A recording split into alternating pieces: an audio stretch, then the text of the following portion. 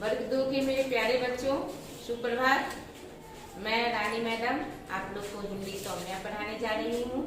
आज पाठ 15 पढ़ना है, जिसका शीर्षक है बुद्धि का कमाल। इस कहानी का शीर्षक क्या है बच्चों? बुद्धि का कमाल। बच्चों, इस कहानी से हम लोगों को जानकारी मिलती है कि बुद्धि में बहुत बल है। बुद्धि अगर है तो हम अगर छोटे भी हैं तो बड़ा से बड़ा काम कर सकते हैं। ऐसा कहा जाता है कि चींटी अपनी बुद्धि से हाथी को हरा देता है। इसीलिए जब वह चींटी तो बहुत छोटा है, अब कैसे हाथी को हराएगा? तो वो क्या करती है, चींटी अपने वह हाथी के सूंड में घुस जाती है और जिससे हाथी परेशान हो जाता है और उससे हार मान लेता है।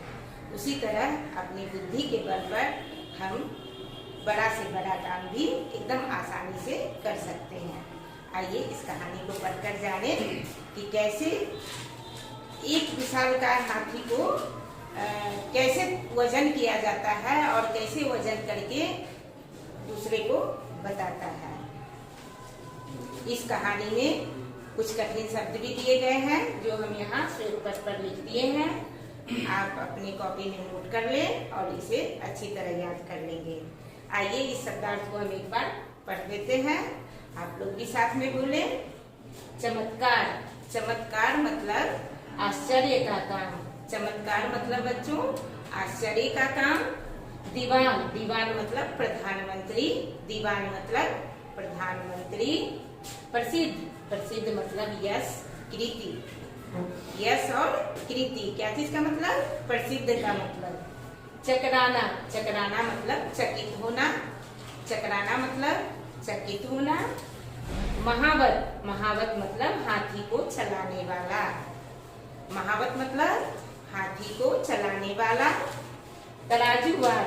तराजू बाट मतलब तौलने के साधन। तराजू बाट मतलब तौलने के साधन। पत्र। पत्र मतलब चिट्ठी। पत्र मतलब चिट्ठी। आइए बच्चों, अब इस कहानी को हम पढ़ते हैं। आप लोग ध्यान से सुने। बात बहुत पुरानी नहीं है। उन दिनों महाराष्ट्र में पेशवाओं का राज्य था। नाना फडणवीस पेशवाओं के दीवान थे। वे बहुत चतुर थे। उनकी प्रसिद्धि दूर दूर तक फैली हुई थी। उनकी परीक्षा लेने के लिए एक बार हैदराबाद के निजाम ने उनके पास एक हाथी भेजा। साथ में एक पत्र भी लिखा। नाना जी, हमारे हाथी का सही वजन बताएं तो हम आपकी बुद्धि को लोहा मानेंगे।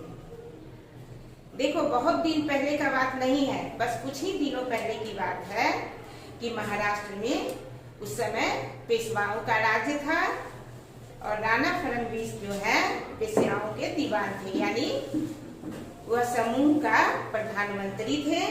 वे बहुत चतुर थे। उनकी चतुराई देश देश मतलब बहुत दूर दूर तक फैली हुई थी।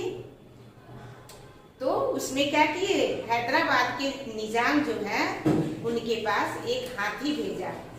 जब वह जाने कि वह बहुत बुद्धि में बहुत तेज है तो उनके पास वह निजाम जो है वह एक हाथी भेजा और साथ में एक पत्र लिखकर भेजा और बोले इनका वजन करके सही सही वजन बताएं, तब हम आपकी बुद्धि का लोहा मानेंगे, यानी आपकी बुद्धि का हम बहादुरी मानेंगे।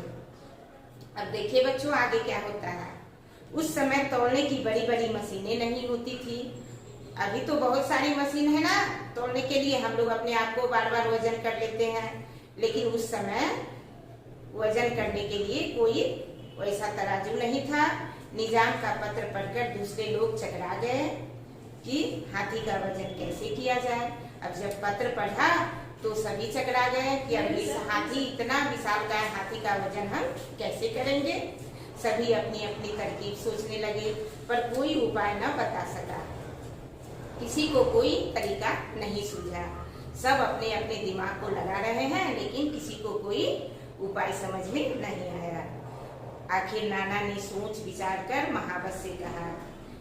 नाना यानी कि जो महाराष्ट्र के पेशवाओं के जो प्रधान थे, दीवान थे, वे सोच विचार कर हाथी चलाने वाला महावत को बोले, तुम इस हाथी को नदी के किनारे ले चलो। इसके बाद उन्होंने अपने नौकरों को आज्ञा दी। नदी के किनारे पर एक बड़ी नाव और तराजू बाट की व्यवस्था की गई। बोला गया कि शीघ्र जल्दी से वहां पे एक तराजू बाट का व्यवस्था कर दें। शहर में खबर फैलते देर न लगी। बहुत से स्त्री पुरुष नदी तट पर जमा हो गए। वे यह देखना चाहते थे कि नाना हाथी का वजन कैसे करते हैं। पूरे शहर में हल्ला हो गया। कोई भी ऐसा चीज आता है, जैसे हमारे गांव में अगर एरोप्लेन आ जाए तो बहुत हल्ला होगा ना, सब लोग इकट्ठा हो जाएंगे, अरे एरोप्लेन उतरा, एरोप्लेन उतरा, तो सब हम लोग भी देखने के लिए पहुंच जाएंगे। उसी तरह उस गांव में हाथी के वजन के विषय में सब खबर फैलते देर न लगी। सभी लोग उस नदी के किनारे इकट्ठा हो गए कि हाथी का वजन कैसे होता है, चलो देखते हैं। बच्चों, आप लोग देखे होंगे कि जब मुख्यमंत्री कभी हमारे महनार में आ जाते हैं तो हेलीकॉप्टर से जब उतरते हैं तो कितनी भीड़ जमा हो जाती है।